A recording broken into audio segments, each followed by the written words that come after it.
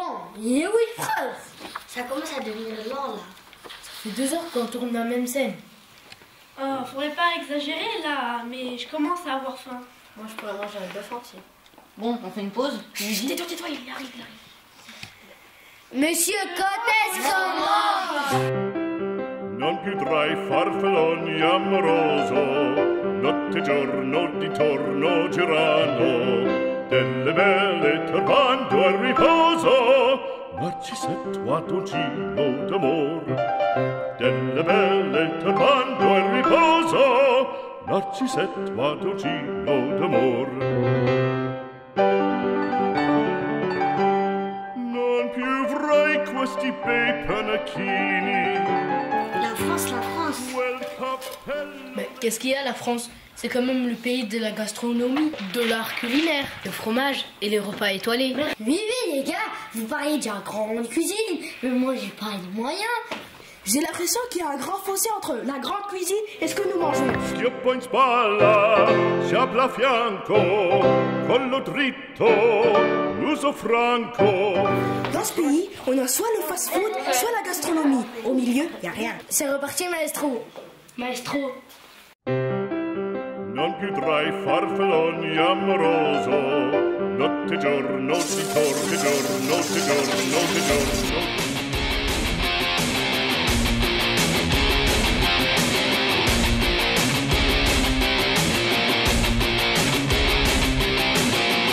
Me pensa in frena a pagare nel bautre. Se tu mi rice in bad malata, c'è quanti meglio. Se tu mi rice in bad malata, c'è quanti meglio. Bon, après, faut dire qu'on est vraiment devenu la cible de ces entreprises alimentaires. La publicité, si je comprends bien, c'est pour nous faire croire qu'un produit est meilleur. Magique. Vous êtes prêts? Magnéto Serge, on remonte en 92.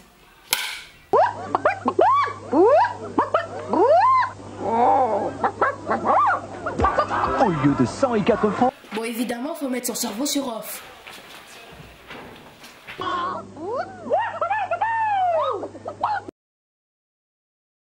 Je vois un Mac menu de McDonald's. Je dirais même un Big Mac menu, mon favori. 2 délicieuses tranches de bœuf, salade, cornichons, oignons, cheddar et une sauce inimitable. Avec des frites, bien sûr, et une boisson. Quelqu'un voit quelque chose de différent? Non.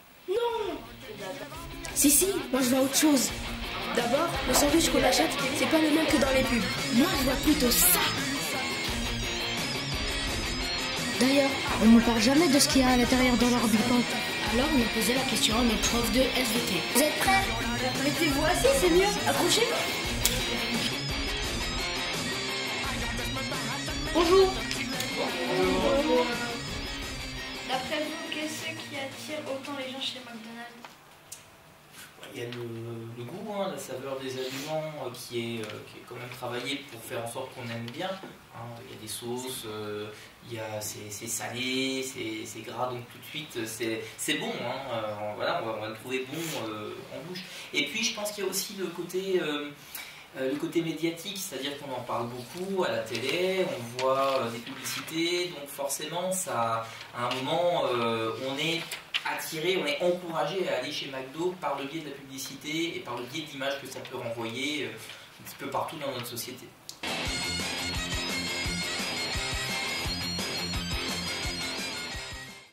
Et c'est un menu qui n'apporte absolument, sur le plan nutritionnel, il n'a aucun intérêt puisqu'il n'y a pratiquement pas de vitamines et de minéraux. Donc c'est du pain qui est industriel. On pourrait presque l'assimiler à des sucres rapides parce qu'il n'y a plus toutes les graines qui étaient contenues, qui contenaient les minéraux et les vitamines ont été détruites et il n'y a quasiment plus de vitamines et plus de minéraux dans ce pain-là. Donc sans dessert, on est déjà dans toutes les catégories de nutriments, on est au-delà de la moitié des apports qu'on doit avoir, des apports journaliers recommandés pour un enfant, pour un préado, d'accord. Sur un repas, dans la journée, on en fait au moins 3 des repas. Hein, si on ne compte pas le petit goûter de 4 heures, vous avez le petit déjeuner, le déjeuner, le dîner. Ça veut dire qu'avec un seul repas, que ce soit pour les protéines, que ce soit pour les graisses, que ce soit pour les sucres, que ce soit pour le sel.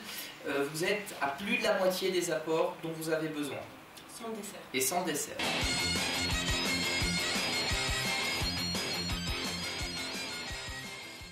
Voilà. Là, il y a 50 grammes. Allez, j'en rajoute un, comme ça fait 52 et demi. C'est exactement ce qu'il y a dans ce verre de coca. Voilà. Par contre, si vous mangez trop de sucre, qu'est-ce qui va se passer? Tout ce sucre-là, il va être mis en réserve dans les cellules adipeuses sous forme de graisse. Tout ce qui va dépasser tout ce qui n'est pas utilisé par votre organisme va être stocké sous forme de graisse. C'est tout à fait normal, et donc du coup, effectivement, une alimentation trop sucrée, ça fait grossir. Vous allez abîmer votre pancréas, et du coup, il y a des risques aussi de diabète de type 2. Alors, le diabète de type 2, c'est une maladie qu'on observait que chez les adultes vers la quarantaine. Et malheureusement, à cause de cette alimentation beaucoup trop sucrée, on observe chez les adolescents et maintenant même chez les jeunes enfants. Donc ils cumulent à la fois le diabète de type 2, l'obésité, l'hypertension, donc un trouble du métabolisme. Donc ça peut entraîner des troubles du métabolisme assez sévères.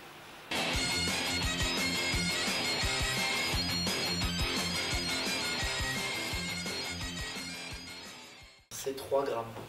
Il y a environ 3 grammes de sel.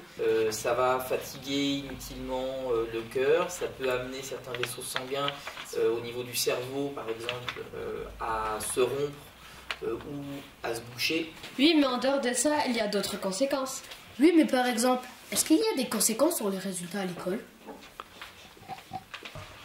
En gros, est-ce qu'on peut dire que si je mange mieux, je travaille mieux? Clairement, quand vous sortez du McDo, vous êtes en hyperglycémie, vous avez trop de sucre dans le sang et vous êtes plus agressif. Vous êtes beaucoup plus agressif en hyperglycémie. Et ce qui va se passer après, vous allez être en hypoglycémie 2 heures après, et là aussi ça va agir sur votre humeur, puisque vous allez être plus fatigué, vous allez être moins concentré.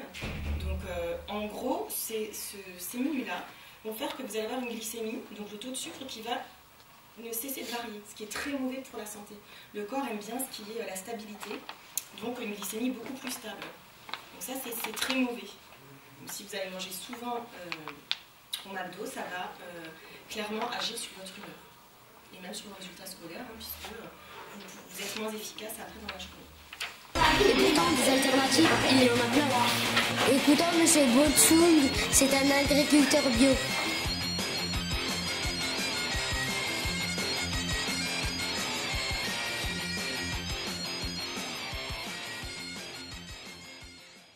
Est-ce que vous pouvez nous expliquer ce que c'est que l'agriculture bio?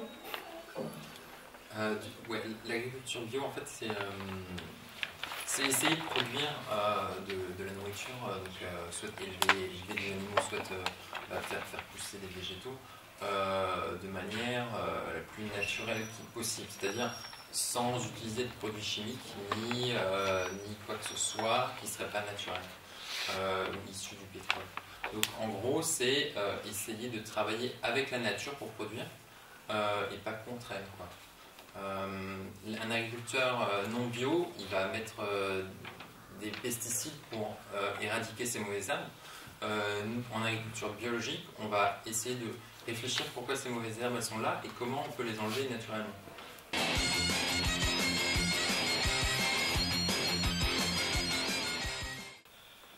En France, il y a un institut de recherche agricole qui s'appelle l'INRA.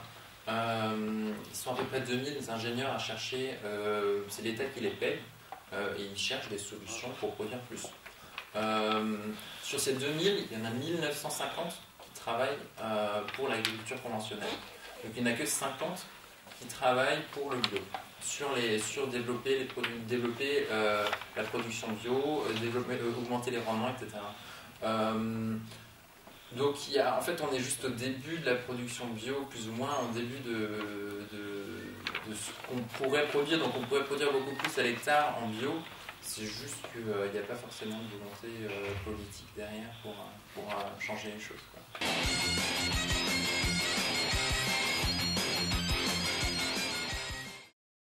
Moi j'ai bien voulu, j'ai essayé de jouer le jeu, jusqu'à même baisser mes prix et à presque vendre à perte.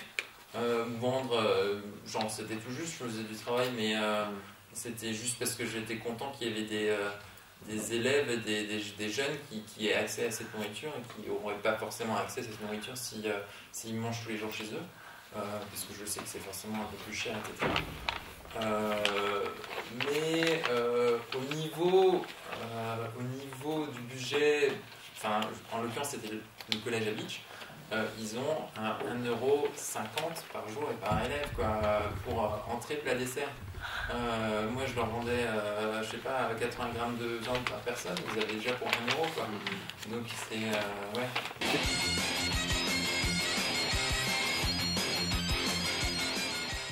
C'est des choix de société, c'est des choix politiques. Est-ce que les gens veulent manger plus local et plus bio, surtout et juste pas sur certains produits ou voilà. J'espère que c'est l'avenir. J'y crois beaucoup. Je crois que ça fait sens, mais malheureusement on vit dans un monde où l'argent fait plus de sens parfois que la logique. Donc voilà. Ah oui, autre solution pour remplacer le fast-food. On vous présente Monsieur Demro, c'est le directeur de la MAP. Il vous explique tout ça. Est-ce que vous pouvez nous expliquer ce que c'est la MAP? Alors, la MAP c'est un acronyme. Alors c'est comment t'expliquer ça? Chaque lettre du mot AMAP veut dire un mot. Donc c'est une association pour le maintien d'une agriculture paysanne.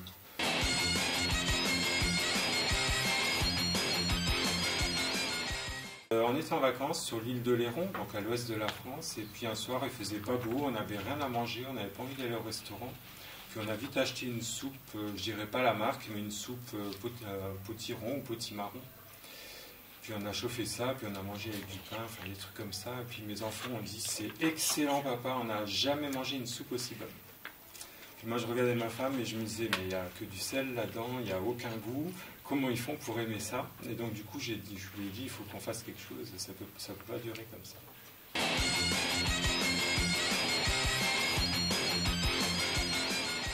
C'est que les produits viennent de tout près.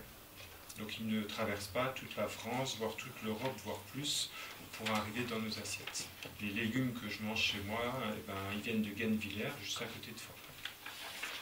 Plein de circuits courts, donc un circuit court c'est ce qu'on va appeler le produit part du producteur et il arrive directement dans ton assiette. Il n'y a pas quelqu'un entre les deux qui va se prendre de l'argent et qui va faire augmenter le coût. De pouvoir proposer à ma famille dans un premier temps, à moi aussi, mais aussi à plein de gens de manger différemment. Autre solution, le Nutri-Score. Comment? Vous savez pas ce que c'est? Alors le Nutri-Score c'est ça? C'est simple.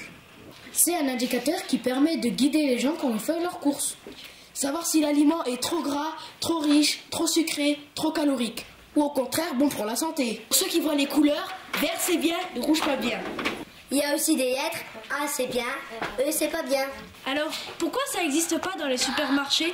Ça c'est une question qui est à poser aux industriels de l'alimentation parce que la crainte principale c'est que en voyant des aliments avec des Nutri-Score en D ou en E, donc avec du rouge par exemple sur les sucres, que les gens achètent moins de soda ou que les gens achètent moins de chips parce qu'il va y avoir trop de graisse ou de Nutella pour citer un aliment que vous connaissez. Dans les médias, on parle bien que les industriels de l'alimentation font quand même pression pour qu'on traîne pas mal sur le Nutri-Score ou qu'on mette en place une signalétique peut-être moins intéressante, peut-être moins évidente. Stop, ça devient compliqué. Quelqu'un pour me résumer tout ça? Moi, je suis un jeune. Mon corps est en pleine croissance et je suis attiré naturellement par ce qui est sucré, gras et salé. Ma tête est en croissance aussi. J'ai pas forcément les recul qu'il faut pour bien choisir. Toutes les chaînes de fast-food l'ont bien compris. À coût de millions d'euros, ils fabriquent des pubs vachement bien pensées pour nous. Donc, moi forcément, je suis attiré par cette alimentation. Et il touche un public très large. Alimentation qui n'est pas bonne du tout pour la santé ni pour l'environnement. En même temps, vous imaginez une pub qui dirait la vérité sur les produits fast-food? Bonjour, je m'appelle Nabil. Je suis le porte-parole de la société Coca-Cola. Je suis là pour vous dire de continuer à en acheter. Je suis sûr que vous en buvez depuis des années.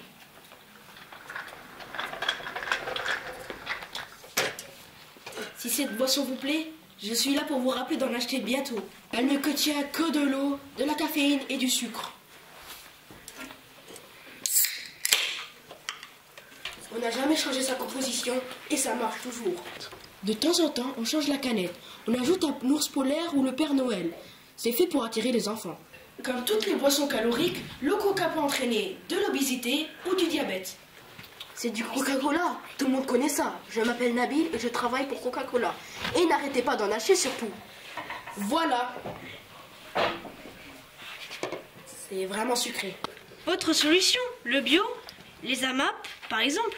C'est bien, mais il y a un problème. Ils n'ont pas d'argent pour se développer ou se faire connaître. Et du coup, ils ne touchent qu'un public très restreint. C'est dommage parce que il faut une alimentation très bonne pour la santé, pour l'environnement.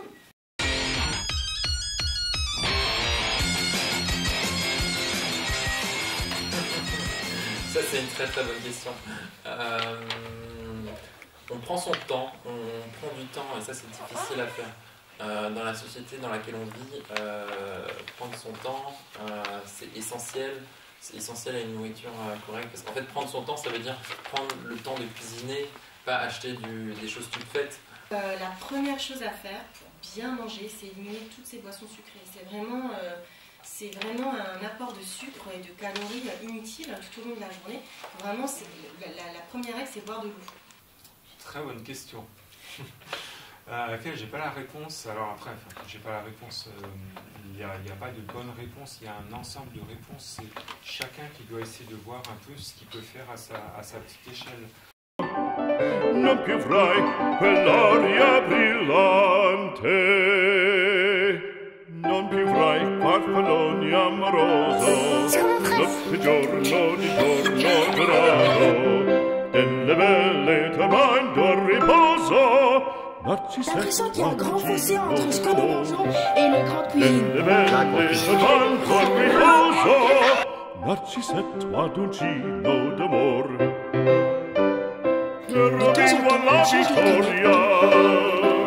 Alla gloria militar, cherubino alla vittoria, alla gloria militar, alla gloria militar, alla gloria